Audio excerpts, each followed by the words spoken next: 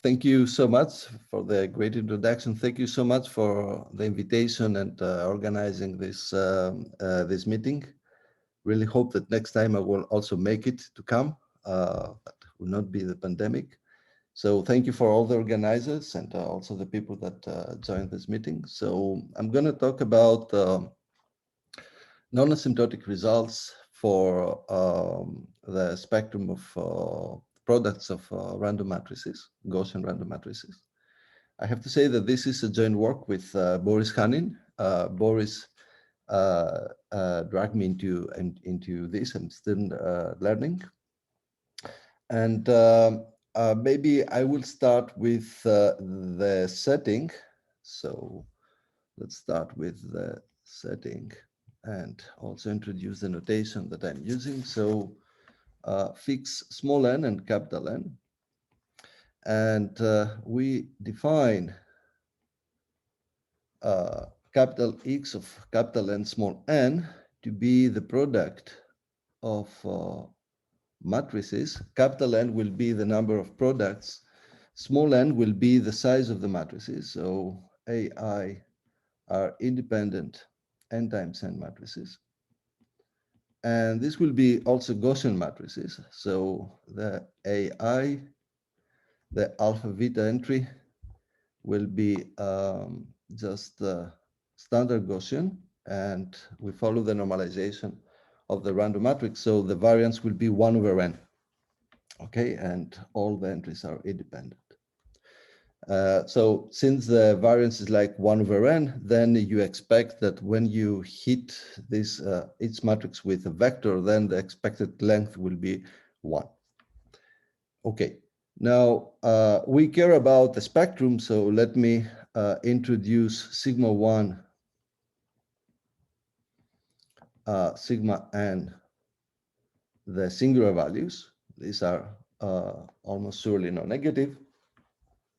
So sigma 1 is the largest, and we will need also the normalization of the ergodic one. So we will consider also 1 over n powers of the singular values, and then we will take logarithm. So if I will write this, then this is actually the Lyapunov exponent.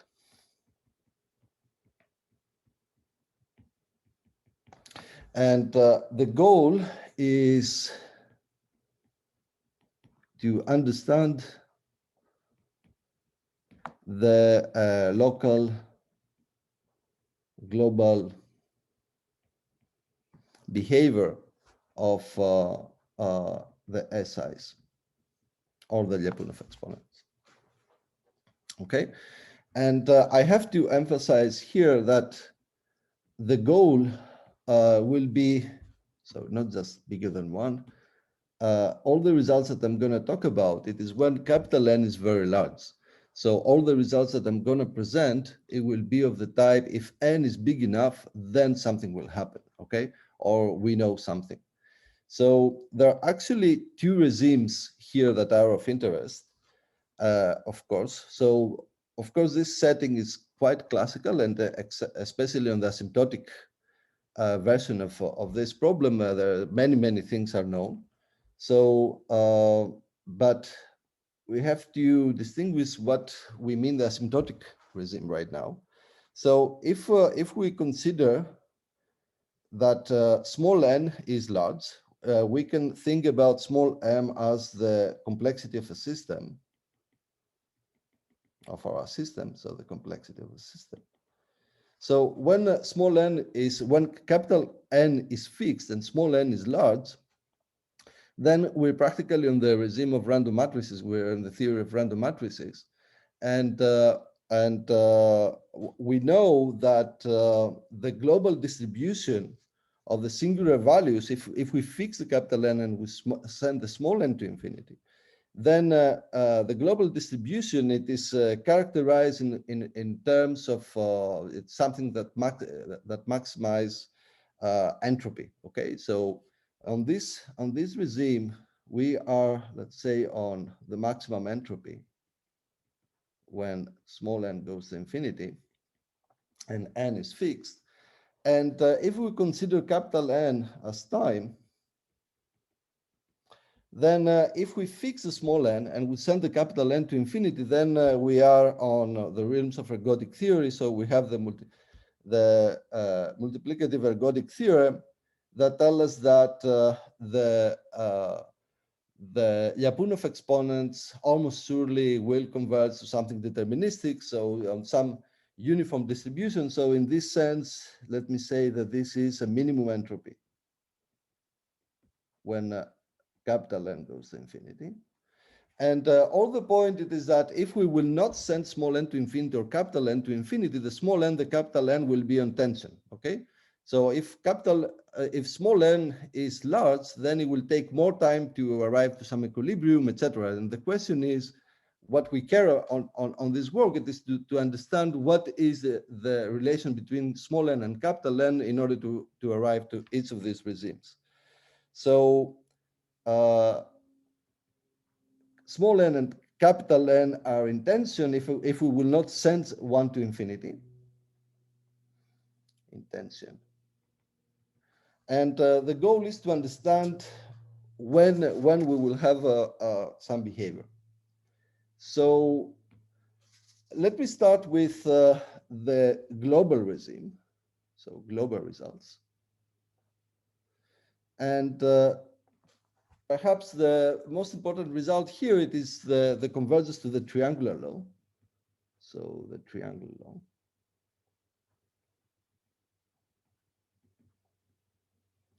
So what is the triangular law?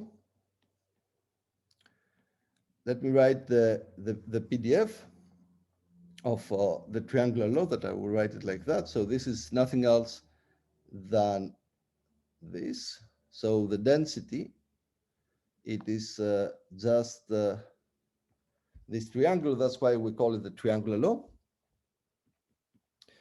And we consider, let me write the singular values of the product of matrices to the 1 over capital N. I will consider the empirical distribution of these singular values normalized. So J from 1 to N delta sigma J the 1 over capital N. And what is known that if we will fix small n and one will send the capital N to infinity, then the empirical distribution of these singular values, if we also send the small n to infinity at the very end, this converts to the triangular law. And this is a result from early 90s of Aesopy and Newman.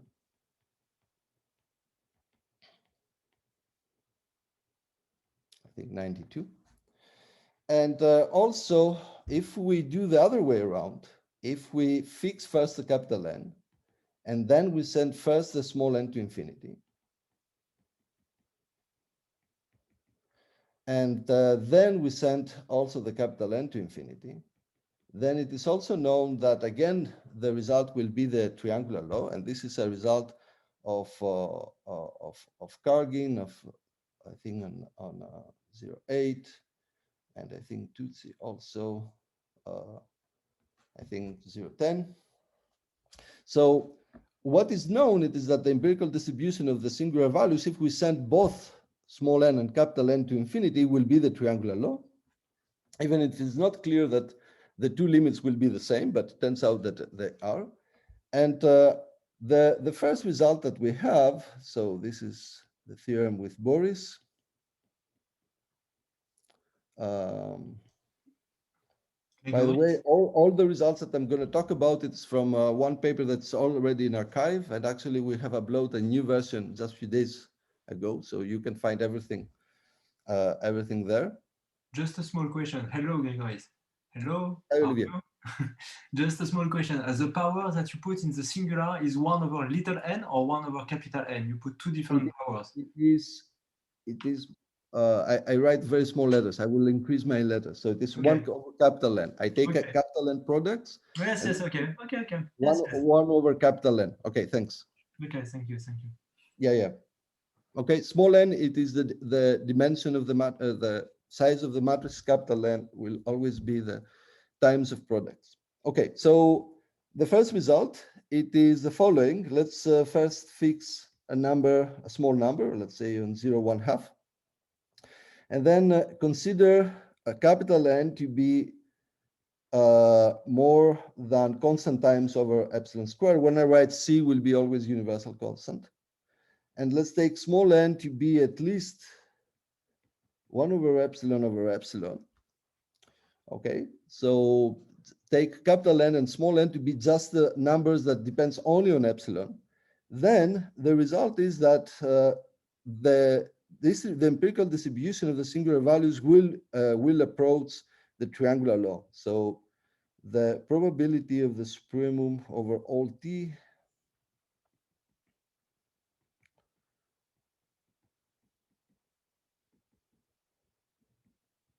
sorry.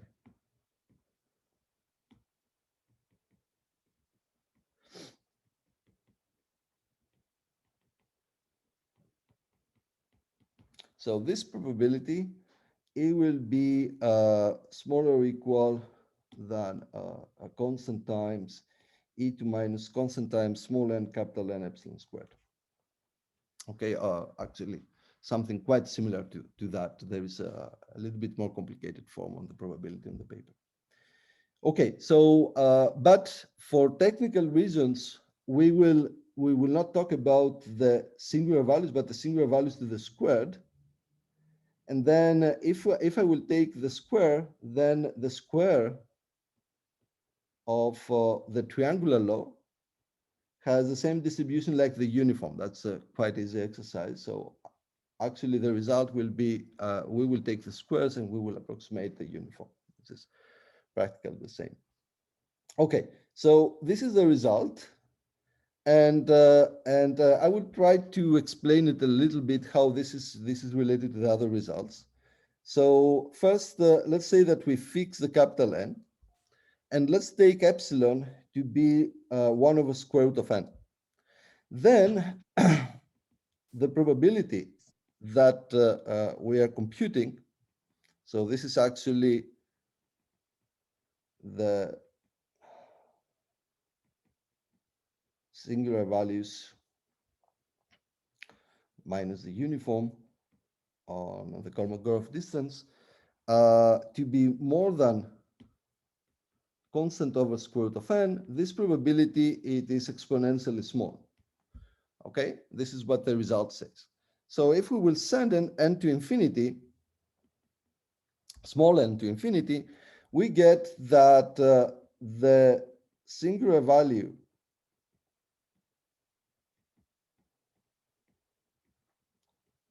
on the Kolmogorov distance, it is less than constant times over square root of n. Okay, and also if you send capital N to 1, this is with probability 1 by Borel, Cantelli, Lima. So what you get, it is that if you fix the capital N, then you have this rate of convergence on the result that we mentioned here. Okay, now let me say a little bit about the result of Kargin and Tutsi. Actually, what they're doing, it is that they take if you send you fix capital N and you send small n to infinity, then you know that the empirical distribution converts to the quarter cycle law. So if I will take the quarter cycle law, then I take products, independent products. So it is known from free probability that then it is like taking the free free convolution product of these guys, and then their result, because they can compute things with the S transform, says that if I will send n to infinity, this will converge to the triangular law. Okay, this is a computation. So the result that we are proving, it says that we have a convergence or with a rate of convergence like Bayesian. Okay, you can read this as a Bayesian type result. Okay, so this is the case if we fix the capital N, send small n to infinity, and then capital N to infinity. Let's read the what the result says on the other way around. So let's say that we fix the small n, and then take capital N to infinity. So now it is like I'm taking epsilon to be like 1 over n. And then the result says that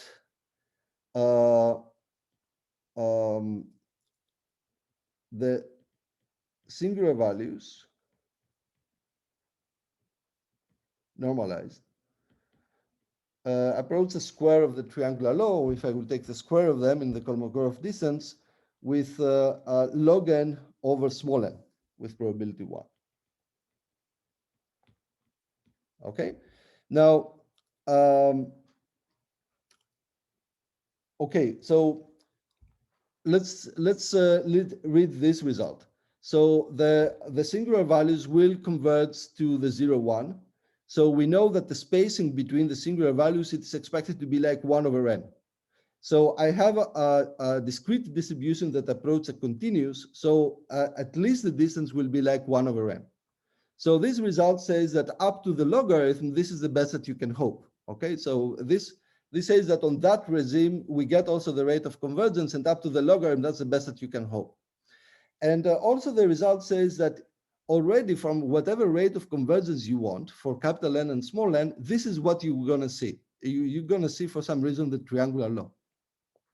So we were quite puzzled why the triangular law, actually, because all the previous proofs that I also, I forgot to say, okay, this is the rate of convergence that we get. And in this way, one can recover also the result of Isopian-Newman, of course, but the Isopian-Newman result, it is also way more general than just Gaussian matrices. Also, many of the results that I'm mentioning are not just for Gaussian matrices, but we compute things only on Gaussian matrices. Okay, so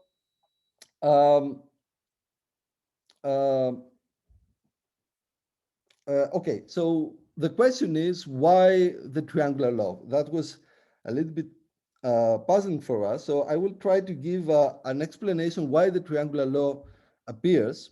So let's think about the circular law. So if I have, if we will take the empirical distribution of the eigenvalues. Let me write it like that. So I will write zeta I for the eigenvalues. Normalized. And if I will send n to infinity and capital N is fixed, then this is known that, for example, this is a result of O'Rourke and Sosnikov,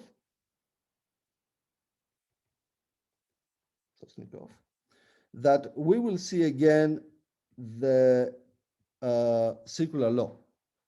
So if I will take if I will fix capital N and I will send small n to infinity. So this says that we're still on the regime of the random matrices.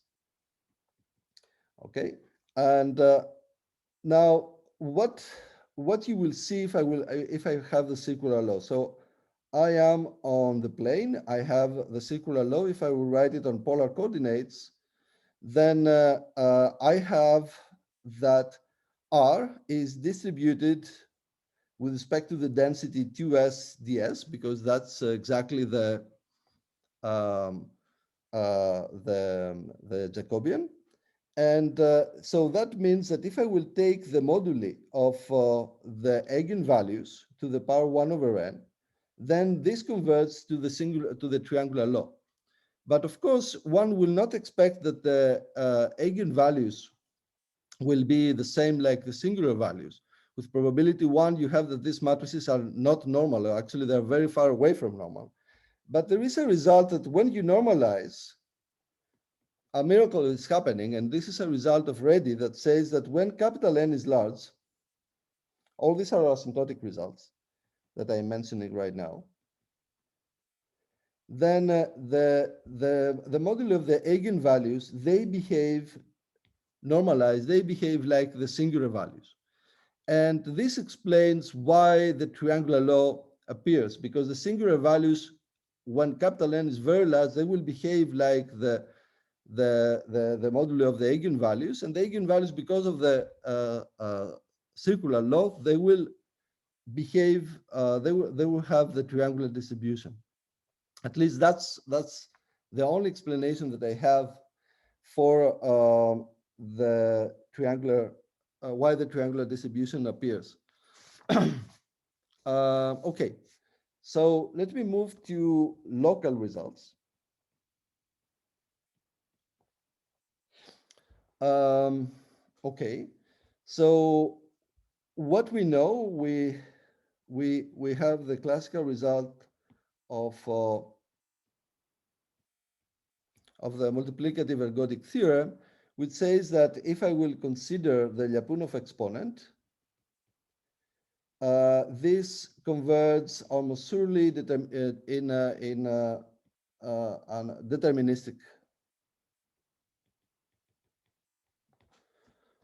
thing. So let me, here is my 0. I have lambda 1, I have lambda 2, I have lambda 3. So we know that this is true, and it is known already from 80s. So this is Carmona, and I think same year Lepage, that at least for the lambda 1, that this is asymptotically normal.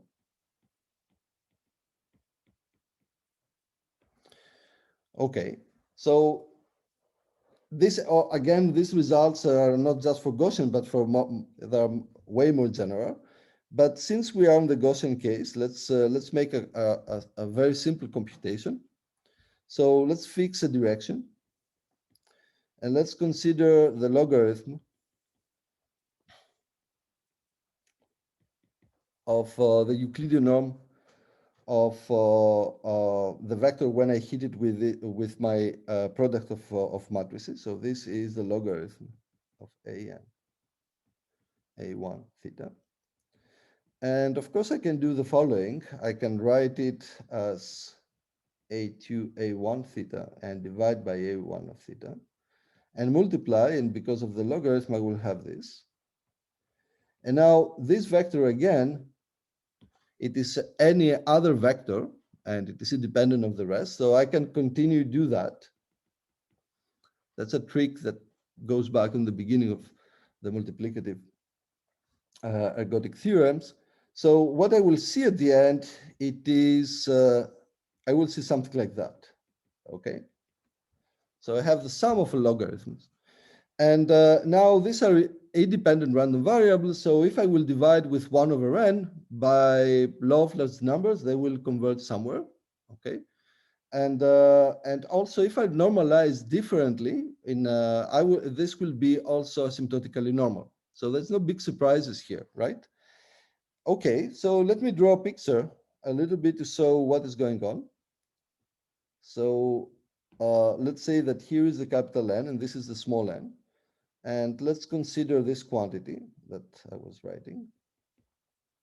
So if I will send small n to infinity, so this is my small n, then almost surely what I'm gonna see, it will be 0.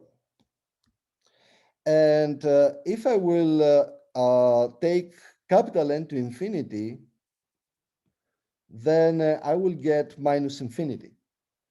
Now, I have I said that in expectation, AI of theta will be 1. So now I take the logarithm in expectation. So I expect to see something negative, and then I will sum a lot of negative things. That's why the minus infinity. And that's why also I put all my Lyapunov exponent on the left of 0.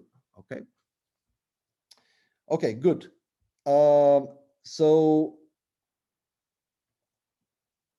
on the other side, we know that I should expect to see some normality. So if I will normalize accordingly and compute what is going on, then we will see that this is normal with some parameter t, and small o of capital N, small n, and t here, it is the small n over capital N. Okay, so a way to understand this result, it is to reverse the time, start from time infinity, and think about t as small t as time. So you start from the equilibrium, okay, and then all the particles, it is like they're like freezed, okay, and then they start to interact, and then as t goes to 0, then you will start to go to the random matrix, to the free regime. Okay, so the t equals 0 regime is the ergodic,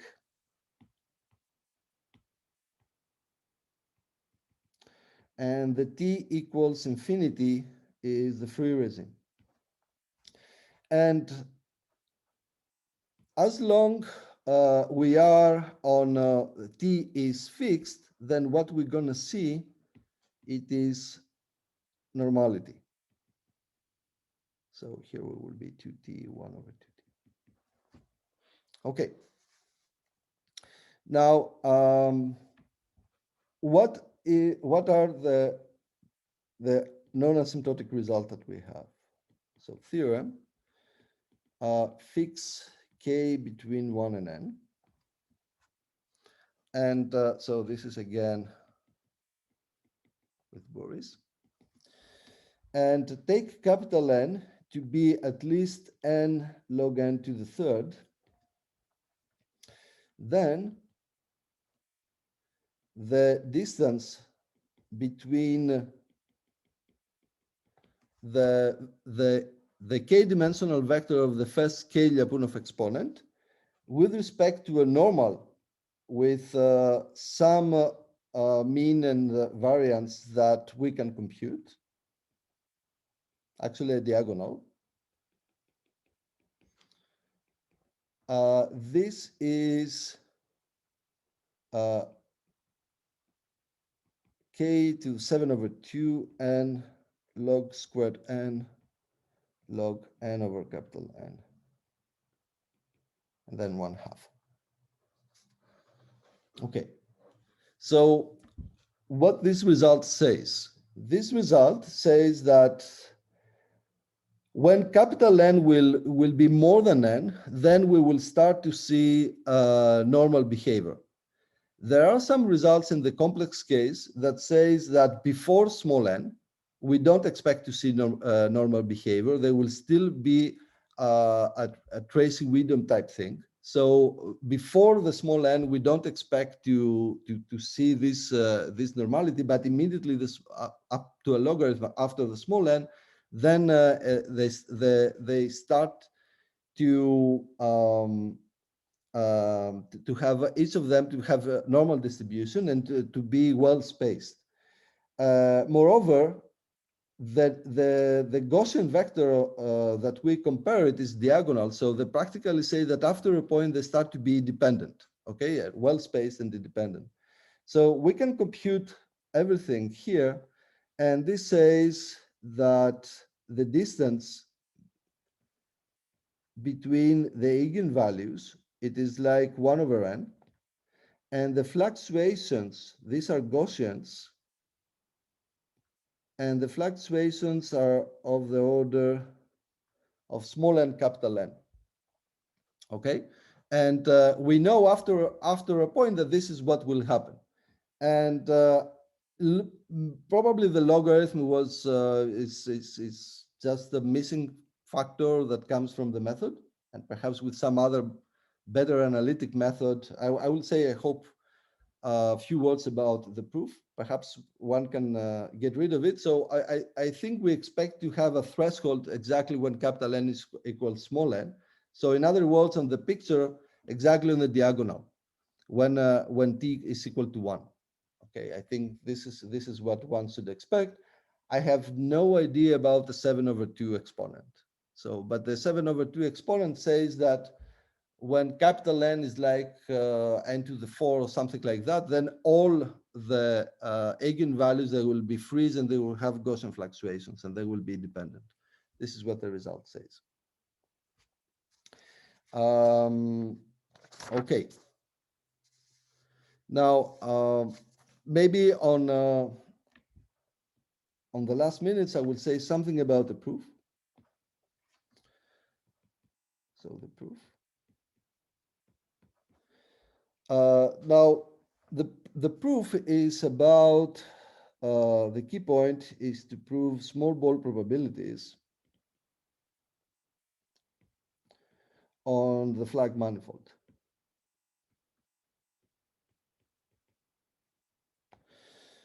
So I will do the baby case because it is not so difficult. Actually, it is pretty easy. And then I will say maybe a word about the general case. So let's consider the largest Lyapunov exponent. This is the supremum over all theta on the sphere. This is what it is. And it is already on Kesten and Fusselberg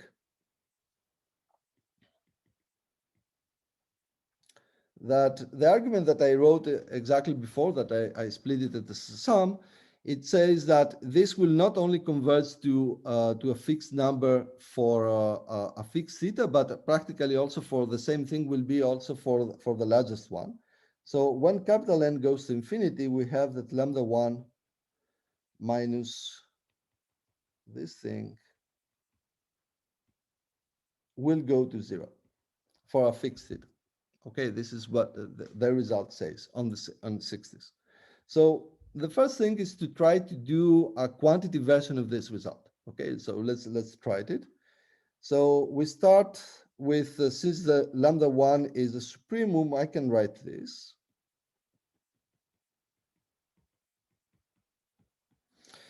So I'm just rewriting what I wrote, that this is the logarithm of x and small n applied to a theta. I fix a theta. And then I have the supremum over all theta. Okay, I put squares, that's why I divided also with a 2. So now I'm gonna expand it with respect to the singular vectors that form an orthonormal basis. So if I will do that, then I will have sum j from 1 till n, theta with vj. Vj are the right singular vectors.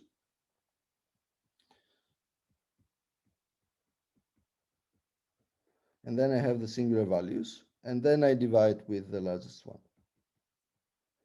And now I'm going to do something very wasteful that typically on the random matrix theory, non-asymptotic theory, it's like crazy. I will throw away all parts of the sum and I will keep only the largest. Now, and I'm claiming that this works, and I want to say one word why this works. Now, when capital N is large, the random matrix that I see, it is very degenerate. It becomes better if I will take the 1 over capital N, but before I will take the 1 over capital N that it is here, this matrix is extremely degenerate. So the largest singular value is way bigger than the rest. So if I will throw them away, I'm not losing anything. This is very different than what typically we do in the random matrix theory, which it is concentration and net and some similar argument. Okay, so this is quite different. I will just do 1 over 2n, and I will keep only the first term. So I have theta v1. And now this is, let me rewrite that this is lambda 1 minus 1 over capital N, logarithm of x capital N small n theta. I'm just rewriting what I proved. Okay. And now I have that V1 is uniformly distributed on the sphere because I have Gaussian matrices, okay, because of their variances. So then I have a fixed vector theta, and I have the V1 that it is uniformly distributed. So by small ball probabilities on the sphere, I get that this is 1 over capital N logarithm of square root of n over epsilon with probability more than 1 minus epsilon. Okay, so this gives me some quantitative version of the Kesten-Fürstenberg result. And the point is to take this argument and extend it. So one of the main points, it is to, I think the key proposition on the paper, it is to prove a non-asymptotic version of the Kesten-Fürstenberg result. And I will write just one statement that if I will consider a frame, a k-dimensional frame, and I want to compare exactly like in the one-dimensional case that I explained just now. So now the Euclidean norm, it is on the tensor product. It is volume of parallelepipeds that are created by the vectors that are defined by the frame. And I want to compare with the largest one that will correspond to the product of the singular values.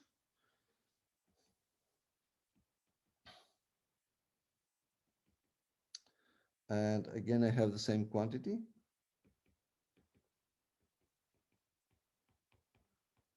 And I want to compare it. And the main point, it is that this will be less than equal than the probability if I will take a projection to any subspace. And this we can compute. So it is really small ball probabilities on frames or on the flag manifold, if you want, at the very end, which is the key lemma that we need for the proof of these theorems. I have only 1 minute, so let me say that it is quite probable that in the case of Gaussian matrices, some other technique can also get rid of some logarithms that appears in this method. Initially, we were hoping that we will apply to a more general setting, but already the Gaussian matrices turns out to be quite complicated. Nevertheless, I still believe that this approach is more general, and perhaps one can do more general distributions. Okay, I think I am on 40 minutes right now, so I will stop here. You can take 2 more minutes. We started late. If you have something to say, you don't have to. No, I will stop.